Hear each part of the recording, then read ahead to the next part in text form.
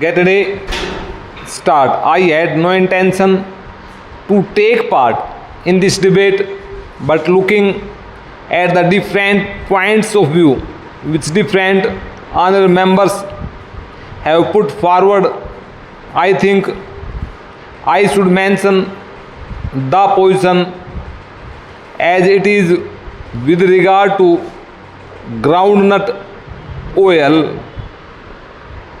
It is a commodity, the production of which varies from year to year.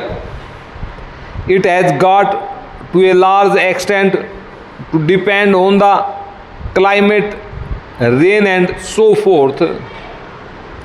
It is difficult to evaluate the crop because groundnut is grown in different parts of the country and it begins to move in one part in October and November and in some other parts in December and January. Therefore,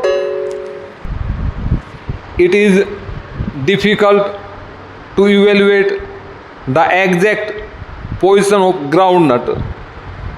Besides, we do not have correct data as regards the crop.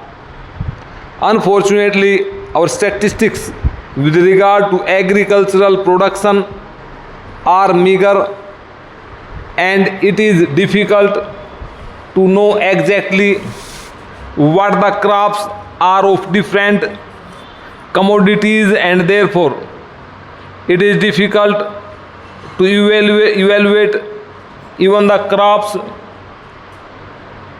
I would also like to inform the House that of the total crop of groundnuts exports are to the extent of 2.5 to 5%.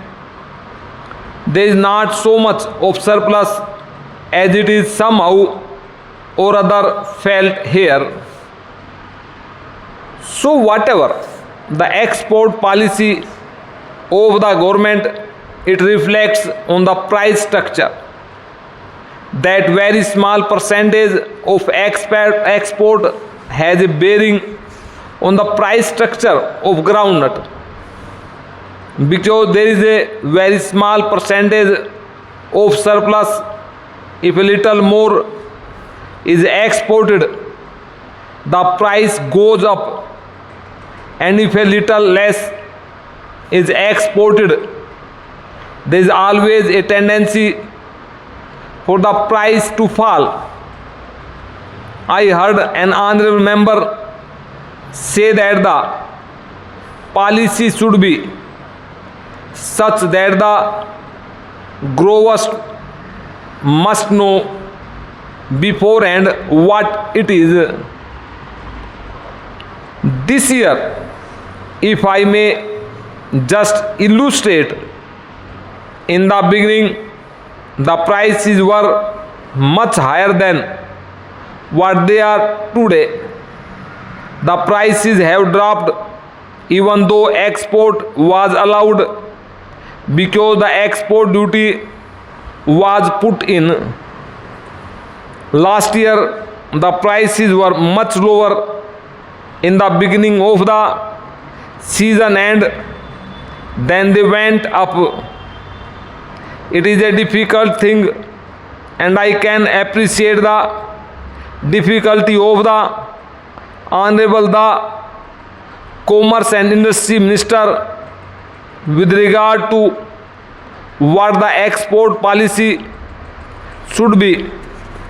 It is also difficult for him to follow exactly the effect the export policy will have on the internal price structure in the next year.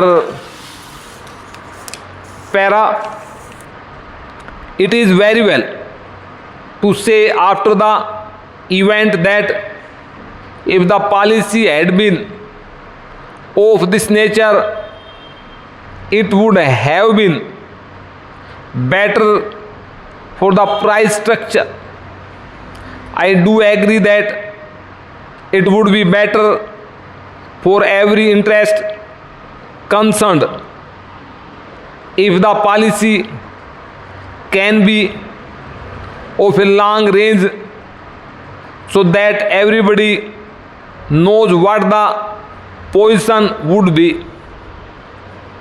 I do not know whether it would be possible for the Honorable Minister to follow that policy because of the difficulties I just pointed out.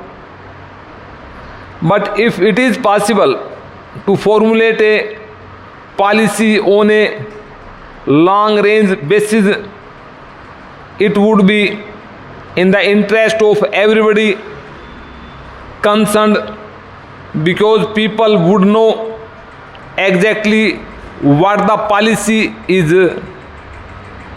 The question of the export policy is also allied with a number of other questions. Formerly, we used to export groundnuts. Then we stopped exporting groundnuts except a very small quantity. Now we export more oil. There is also the other consideration whether for the oil we should export the vegetable ghee or the hydrogenated oil. All these things depend not only on the internal factors but also on external factors. It has also been said that we should not allow so much quantity of this oil or that.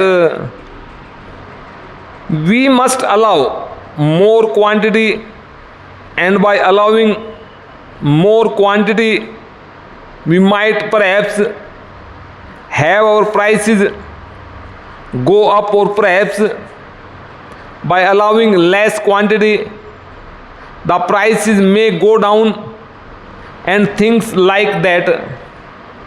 There is also another factor which has a bearing on this, the world price factor, the world supply and demand, and that depends on our prices and the adjustment of export duties. The policy, as I see, is that the maximum benefit of the export price must go to the state, and whatever little margin is left should go to the exporters.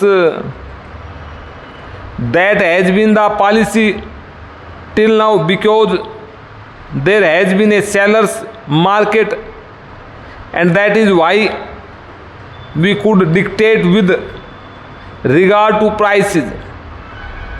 Now the position has changed completely. In the world, it has become a buyer's market, and therefore it has to be considered whether in the buyer's market we can dictate our prices.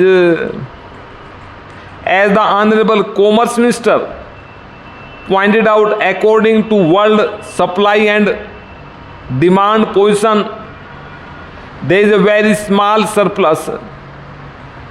Certainly the small surplus or small deficit does account a great deal for the change in prices.